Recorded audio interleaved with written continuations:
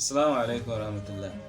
Shin ka san me liking da comment da following yake nufi a social media?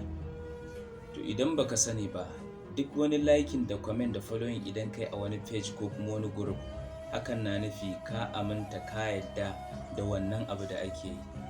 Ka yadda da abin da wannan mata take, ka yadda da wannan abin da wannan mutum. Domin duk wani celebrity da waɗannan abubuwa guda uku yake takama. Liking, comment, following. To wannan ya rage ganaka, ya rage gare ka ka taimaka mashi gurin yada abin da yake yi, ko ka taimaka masa gurin wannan sana'a da yake yi ta gurin liking ko following ko kuma comment, kowane irin comment, walau na zagi walau akasin haka. Domin ta wannan hanyoyi ne guda hudu suka zama inda suka zama. Liking da yawan comment da yawan followers, yawan nisa ko kuma tsayin yanda wannan abu zai yada a duniya. Saboda haka ya rage inaka gurin ka taimaka gurin yada abin da yake mai kyau ko kuma ka yada abin da yake barna.